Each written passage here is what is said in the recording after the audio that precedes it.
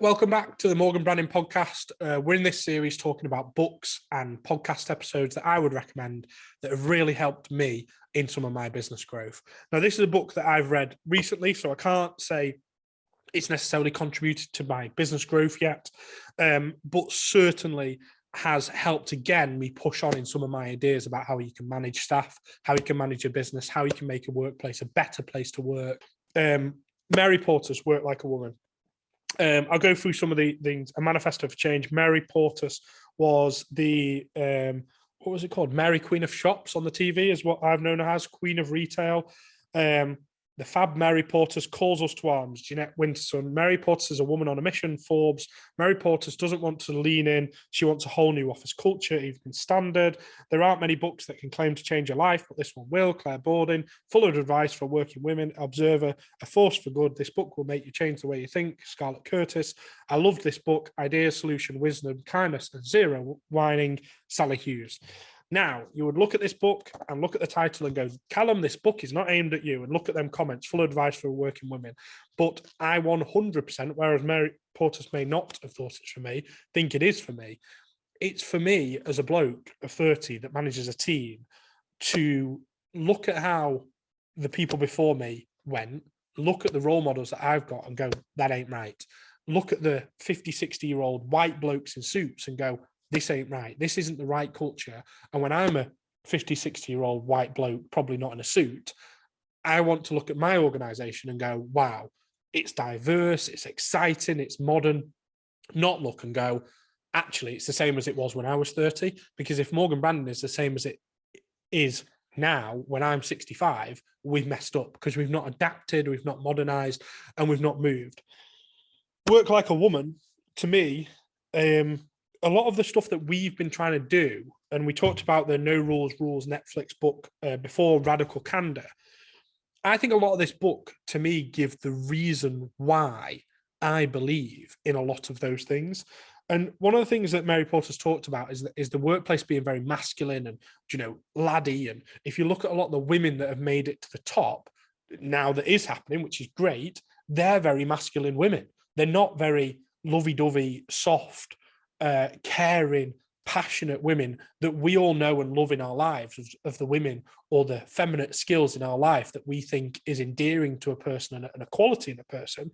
It's the blokey qualities that are getting through and getting these women to the top, because they're having to impress a bloke above them. And if they do all that lovey-dovey, fluffy stuff, that bloke above them will think, oh, they're maybe not that great. Now, what I look at now as a 30-year-old man trying to run a business is, I don't know, maybe we've grown up in a different era that doesn't think like that. I don't look at women and think that they're any less or more in a workplace. People are just different. And actually, we're quite balanced. I think we're 50-50 at the minute, and we've at points been not 50-50. We've been balanced towards women. One of the things we don't have enough of is diversity of colour and backgrounds yet as a team of 10, but it's something that's very much on our agenda. But what we do look at, or what I do look at as a male boss in a team, is that I don't batter all of the fantastic feminine qualities of the guys underneath me into a man, whether they're male or female. Now, hopefully my staff would agree that I don't think I've ever shouted once in this office. I don't get my staff go, when you get angry, you get quiet, or when you get stressed, you get quiet. So when you're quiet, we know we're in trouble. So for me, it's almost the complete opposite of the bawling and shouting. And I would probably say that I'm a pretty feminine person or feminine boss type already. And this book really helped me to go, that isn't a bad thing. You don't need to scream and shout to get your point across.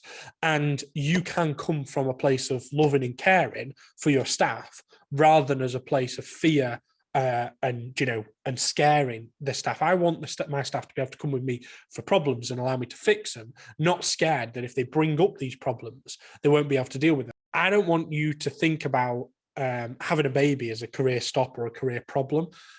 This should be a man problem as well as a woman problem now, and not even a problem. How many working mums do you see come back that are just phenomenal? Now, in the No Rules Rules Netflix book, we talked about unlimited holidays. This to me is about flexibility. It's about money. It's about putting an arm around somebody. It's about if they've worked for you for 10 years, damn right I'm going to treat them differently to if they've worked for me for 1 year. If they've grafted their socks off, and Netflix talk about at different points in your life, you are working at a different pace. Now, to me, historically, when a woman has had a baby, that has slowed their pace of work. But all the women that we work with that are business owners, it hasn't slowed their pace of work. 2 weeks after giving birth, they're back in the office. So it doesn't have to slow their pace of work. What it does is they have to be able to juggle their life and their new responsibilities around their job, or their job has to juggle around them.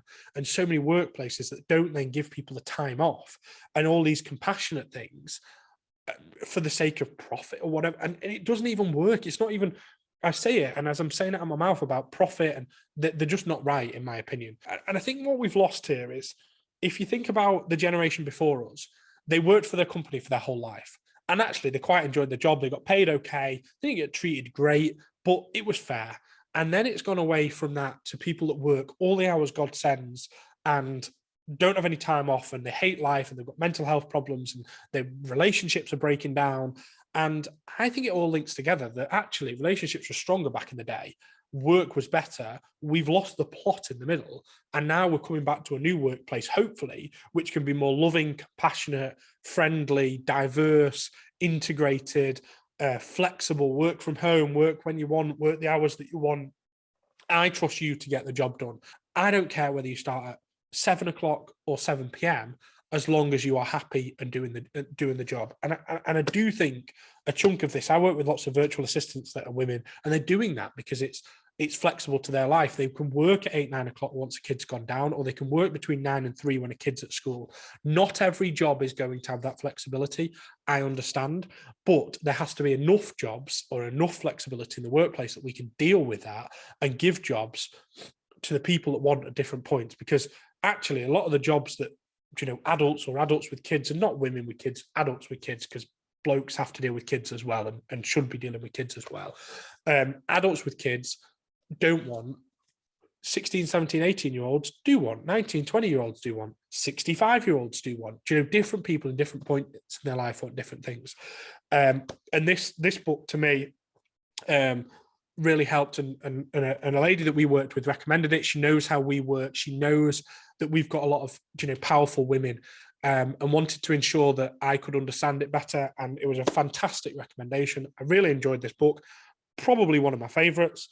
Definitely recommend it for women who are managing or growing a business. But even more so, and I know it probably wasn't the target audience, and I know it wasn't what Mary Portas was trying to do, probably, if you a bloke that doesn't believe women should be in work, still probably not for you. But if you're a young progressive entrepreneur that wants to have a more balanced view on life, I think this is a very important book. So yeah, great book. And next week we are going to cover this book, which is the new 1 Minute Manager. You'll see a lot of my books at the moment: Work Like a Woman, No Rules Rules, Radical Candor, Eat That Frog. A lot around management and business, but a lot of these things, as I said, I've been able to apply to business as well. So cheers. Part of this book is about passing that responsibility on to them, to each individual member of staff being a manager.